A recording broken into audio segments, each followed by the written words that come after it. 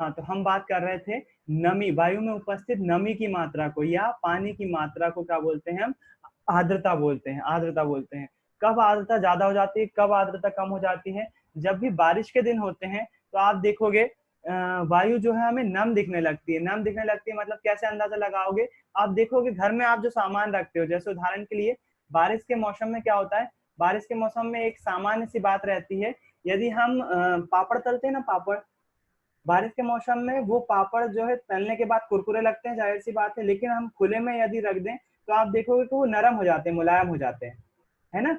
बारिश के दिनों में नमी ज्यादा हो जाती है, बारिश के दिनों में जो नमी होती है वो बहुत ज्यादा रहती है तुलना में किसके, किसके तुलना में? बाकी दिनों की तुलना में। जैसे गर्मी के दिनों में, गर्मी के दिन जो वो शुष्क कहलाते हैं, शुष्क मतलब सूखे कहलाते हैं।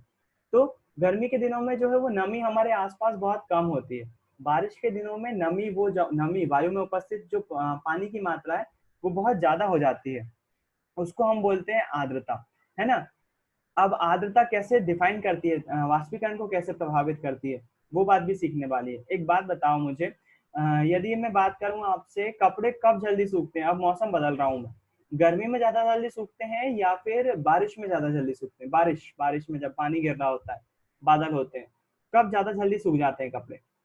गर्मी के दिनों में या फिर बारिश के दिनों में? जाहिर सी बात है गर्मी के दिनों में जो है वो कपड़े बहुत ज्यादा जल्दी सूख जाते हैं, बजाय किसके? बारिश के तुलना में। बारिश के दिनों में यही होता है, आर्द्रता जब बढ़ जाती है, नमी, वायु में उपस्थित नमी बढ़ जाती है, तो वाष्पीकरण की दर कम हो जाती है, वाष्पीकरण कम होने लगता है। नमी बढ़ गई, वाष्पीकरण कम हो गया। जस्ट इसका उल्टा है, तापमान में क्या होता था, तापमान बढ़ाओगे आप तो वाष्पीकरण भी बढ़ जाता है, सतही क्षेत्र पर बढ़ाओगे तो वाष्पीकरण भी बढ़ जाएगा। अब यहाँ पर यदि आर्द्रता हम बढ़ा देते हैं, आर्द्रता जो है वो यदि हम बढ़ा देते हैं, आर्द्रता के मान में वृद्धि करते हैं, इसका उल्टा होगा और वाष्पीकरण जो है वो कैसा हो जाएगा? कम हो जाएगा, वाष्पीकरण जो है वो कम हो जाएगा, वाष्पीकरण घट जाएगा, या ये भी बोल सकते हो आप। तो इस बात को भी आपको याद रखना है ना? क्या बोला मैंने? जब भी हम आर्द्रता में वृद्धि करते हैं, आर्द्रता को बढ़ा देते हैं, आर्द्रता को बढ़ा देते हैं, तो क्या हो जाएगा? तो वाष्पीकरण जो है वो बढ़ जाएगा। आर्द्रता में कमी कर दो या फिर आर्द्रता में वृद्धि कर दो तो वाष्पीकरण जो है वो कम जा हो जाएगा, या फिर इसका उल्टा भी पॉसिबल है, यदि हम इसमें कमी कर देंगे, इसमें कमी कर देंगे तो वाष्पीकरण बढ़ जाएगा, जैसा कि गर्मी के दिनों में होता है। गर्मी के दिनों में आर्द्रता कम हो जाती है, वायु में उपस्थित नमी जो है वो कम हो जाती है, जिसके कारण से वाष्पीकरण बढ़ जाता है। वाष्पीकरण क्या हो जाता है? बढ़ जाता है। तो मेरे ख्याल से ये समझ में आ रहा होगा। आर्द्रता गलत लिखा हुआ है यहाँ पर, आर्द्रता जो है वो ऐसा लिखाता है, आर्द्रता में परिवर्तन, मतलब आर्द्रता आपने बढ़ाई, वाष्पीकरण क्या हो जाएगा? कम हो जाएगा। आर्द्रता कब बढ़ती है? बारिश के दिनों में बढ़ जाती है, बारिश के दिनों में आर्द्रता जो है वो बढ़ जाती है, जिसके कारण से जो है वो वाष्पीकरण की दर जो है वो कम हो जाती है और कपड़े जो है वो देरी से सूखते हैं। तो ये आपको मेरे ख्याल से बात समझ में आ गई होगी। आखिरी पॉइंट है वायु की गति। इसके लिए मेरे को फिर से एक उदाहरण लेना पड़ेगा। चाय बनाए हो आपने कभी? चाय बनाते हो? चाय यदि बनाई हो यदि आपने कभी, तो आपको उसमें पता चलेगा कि जब हम चाय बनाते हैं और यदि हम उसमें हल्की सी फूंक मारते हैं, फूकना नहीं है, फूंक मारना है, फूकना है उसको, यदि आप फूकोगे उसको तो आप देखोगे जो हवा, जो भाप निकल रही होगी वो फूकने के बाद और ज्यादा निकलती है। सेम उदाहरण केस आप जब चाय पी रहे होते हो, कोई गर्म चीज पी रहे होते हो, तब भी महसूस करोगे, जब हम फूकते हैं ना तो भाप जो निकल रही होती है उसकी मात्रा बढ़ जाती है। कभी फोकस किया है इस बात पे, गौर किया है? नहीं किया तो आज कीजिएगा। कुछ भी गर्म पेय पदार्थ जब आप पीते हो, गर्म चीज कोई पीते हो, सूप हो, चाय हो, कॉफी हो, या फिर चाय बना रहे हो तब हो, सब्जी में मत करना, सब्जी में गड़बड़ हो सकता है, डांट भी पड़ सकती है आपको, लेकिन होगा सब जगह वैसी। गर्म चीज में यदि आप फूकोगे, है ना, फूकने की बात कर रहा हूँ, फू करके फूकोगे तो क्या होगा? जो हवा निकलने वाली भाप होगी उसकी मात्रा बढ़ जाएगी। मतलब क्या? मतलब ये कि जब हवा तेज हो जाएगी, जब हवा तेज हो जाएगी तो वाष्पीकरण भी क्या हो जाने वाला है? तेज हो जाने वाला है, बढ़ जाने वाला है। तो यहाँ पर भी हम वही लिखेंगे, जब वाष्पीकरण जो है, जब हवा वायु का जो है वो मान जो है वो बढ़ जाता है तो वाष्पीकरण भी क्या हो जाता है? उसका मान भी बढ़ जाता है। मतलब क्या आपने देख लिया? यहाँ पर प्रभावित करने वाले कारणों को पूरी तरह से जान चुके हो आप। वो क्या क्या है?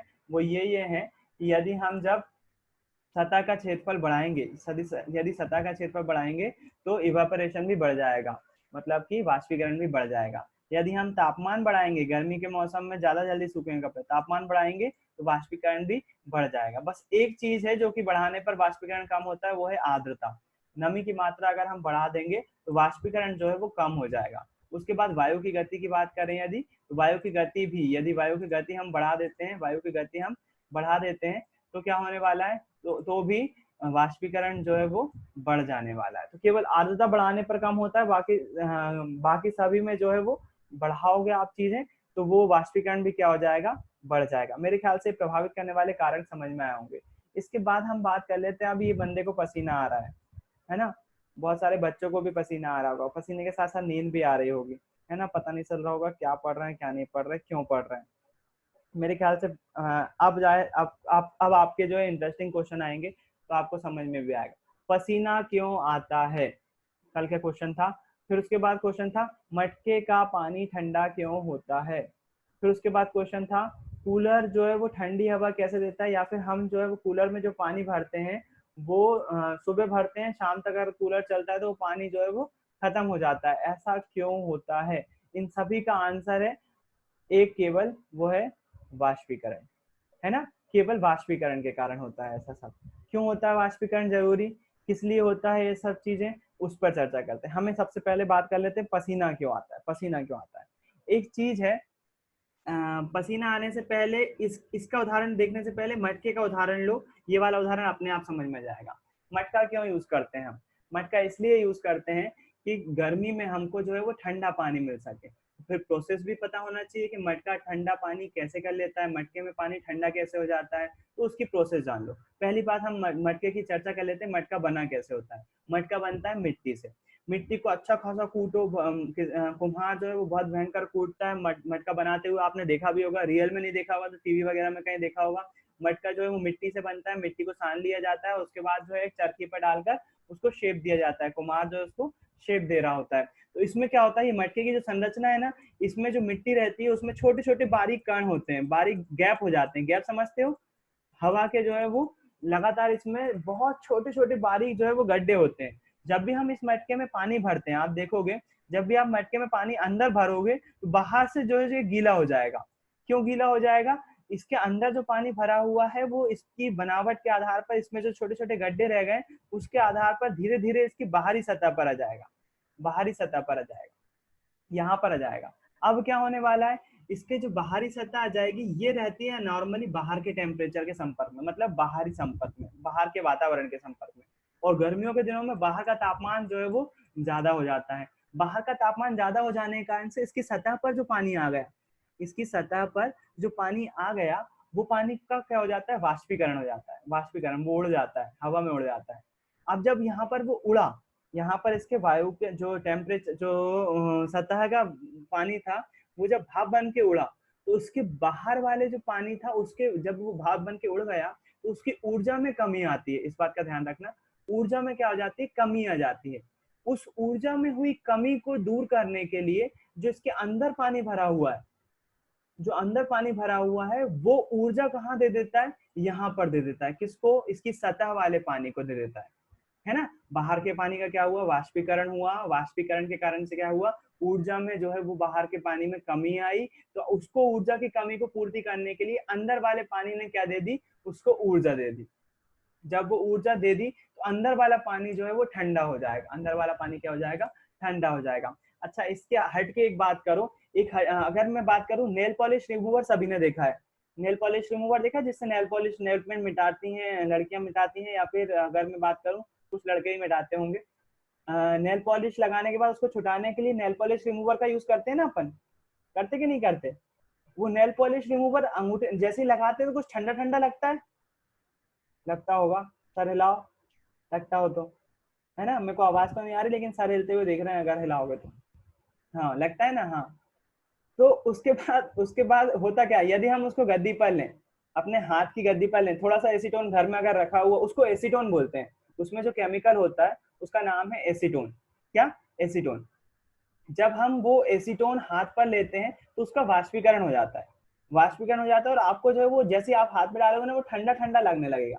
क्यों होता है भैया ऐसा, वो इसलिए होता है, पहली बात इसको जानने से पहले आपको एक बात जानना पड़ेगा, हमारे बॉडी, पूरी बॉडी जो है वो उस पर जो है वो नमी बनी रहती है। नमी के कारण से जो है आपकी त्वचा सूखती नहीं है। जब नमी नहीं होगी तो आपकी त्वचा जो है वो सूखने लगेगी या फिर फटने लगेगी, आप बोलोगे। क्यों क्यों त्वचा क्यों फटती है? नमी की कमी के कारण से। नमी मतलब पानी की कमी के कारण से। हमारी त्वचा पर अगर पानी नहीं होगा तो त्वचा जो है वो फटने लगेगी। ऐसा नॉर्मली होता है मौसम चेंज होते समय। तो क्या होता है, जब भी मैं बात करूं, हमारी हथेली की बात करूं, तो इस पर ऑलरेडी नमी मौजूद है। नमी मतलब पानी मौजूद है। जब भी हमने एसीटोन इस पर डाला या फिर नेल पॉलिश रिमूवर इस पर डाला, नेल पॉलिश रिमूवर हथेली पर डाला, तो क्या होने वाला है, वो नेल पॉलिश रिमूवर जो है वो हवा में उड़ने लगता है, उसका वाष्पीकरण चालू हो जाता है, वो वाष्प में कन्वर्ट होने लगता है। जब वो भाप में कन्वर्ट होता है या वाष्प में कन्वर्ट होता है तो क्या होता है, उसमें ऊर्जा में कमी आती है। जैसे ही वो भाप में कन्वर्ट होता है, उसकी ऊर्जा में कमी आती है। ऊर्जा में कमी आती है तो उस ऊर्जा में हुई कमी को दूर करने के लिए वो क्या करता है, आसपास के जो हथेली पर नमी होती है उसको जो है वो उसको जो है उससे जो है वो एनर्जी लेता है। 2 मिनट में ये मीटिंग लॉक कर दूं ताकि मुझे एक परेशानी हो रही है। बच्चा जो है वो बार बार ज्वाइन कर रहे हैं, वो समझ में नहीं, खैर जाने दो, बाद में करेंगे उसको। मैं ये बताना चाह रहा हूँ, जब हमने इस पर एसीटोन डाला, नेल पॉलिश रिमूवर गद्दी पर डाला, तो क्या हो जाएगा, उसका वाष्पीकरण होने लगेगा। वाष्पीकरण होगा तो उसकी ऊर्जा में क्या आ जाएगी, कमी आ जाएगी। उस ऊर्जा की कमी को दूर करने के लिए उस ऊर्जा की कमी को दूर करने के लिए वो ऊर्जा कहाँ से लेगा, हमारे आसपास उपस्थित, हमारे हथेली पे उसके आसपास उपस्थित पानी से। मैंने क्या बोला, आपकी हथेली पर ऑलरेडी पानी है, दिख नहीं रहा है लेकिन नमी मौजूद है, बिल्कुल नमी मौजूद है। वो नमी क्या होगी, जब हम एसीटोन डालते हैं तो उसका वाष्पीकरण होता है। वाष्पीकरण होगा तो उसकी ऊर्जा में क्या आएगी, कमी आएगी, ऊर्जा में कमी आएगी। वो ऊर्जा में आई कमी को दूर कौन करेगा, वो अपने आसपास के पानी से जो है वो ऊर्जा लेना चाहेगा, वो अपने आसपास के पानी से ऊर्जा को ग्रहण करना चाहेगा। जैसे ही वो ऊर्जा को ग्रहण करेगा ना, तो हमें जो है वो ठंडा ठंडा महसूस होता है या फिर ठंडक का एहसास होता है। उसी कारण से होता है, किस कारण से, वाष्पीकरण के कारण से। थोड़ी थोड़ी बात समझ में आई होगी। सेम रीजन यहाँ पर भी होता है, किसके केस में, मटके के केस में। जब हम मटका लेते हैं और मटके में जब पानी डाल देते हैं तो पानी में क्या होता है, पानी जो सतह पर आ जाता है उसके रोम छिद्रों के माध्यम से, उसके छिद्रों के माध्यम से सतह पर आ जाता है, और सतह पर आए हुए पानी का क्या हो जाता है, वाष्पीकरण हो जाता है। जब उसका वाष्पीकरण हो जाता है तो उसकी ऊर्जा में कमी आ जाती है। किसकी ऊर्जा में, जो सतह पर पानी है, जो सतह पर पानी है उसकी ऊर्जा में क्या आ जाती है, कमी आ जाती है। उस ऊर्जा की पूर्ति करने के लिए जो अंदर का पानी होता है वो उसको ऊर्जा देता है। इसी कारण से जो अंदर का पानी होता है उसकी ऊर्जा में हानि हो जाती है और वो क्या हो जाता है, वो ठंडा हो जाता है। इसलिए मटके का पानी ठंडा होता है। थोड़ा थोड़ा समझ में आया होगा ना। प्रैक्टिकली सामने बातें होती तो ज्यादा अच्छे समझ में आता।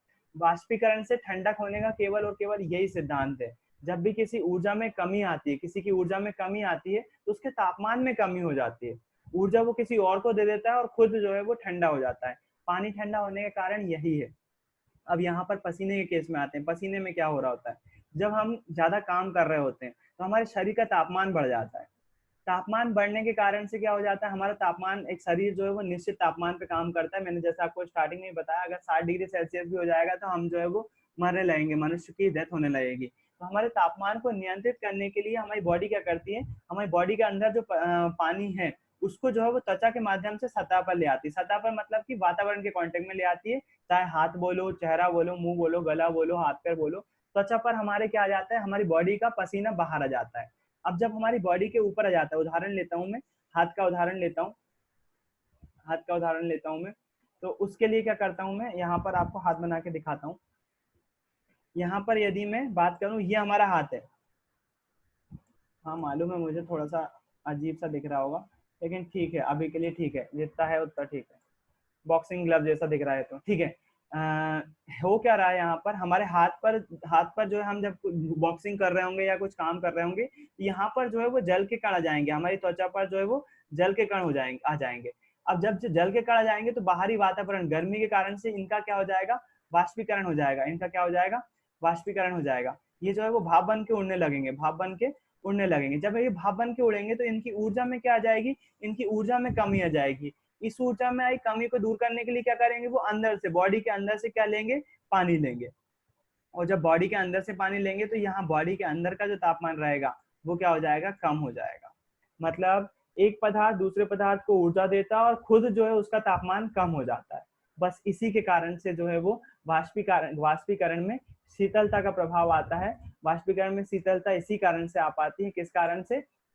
एक पदार्थ जो है उसका तापमान बढ़ने के कारण से वो ऊर्जा खोता है और दूसरे पदार्थ से जो है वो ऊर्जा ले लेता है। इसी कारण से वाष्पीकरण के कारण से ही जो है वो शीतलता होने का कॉन्सेप्ट आता है, जो कि अपन अभी तो जितना मेरे को समझा सका मैं उतना समझा पाया, क्योंकि अभी थोड़ा सा टाइम कम है। उसके बाद जो है वो मुझे 10वीं क्लास भी लेना है 10 बजे से, उनको लिंक शेयर करना पड़ेगी। तो आपको आज जो जितना वाष्पीकरण समझ में आया काफी है। उसके बाद हम कल चर्चा करेंगे वाष्पीकरण की बची हुई।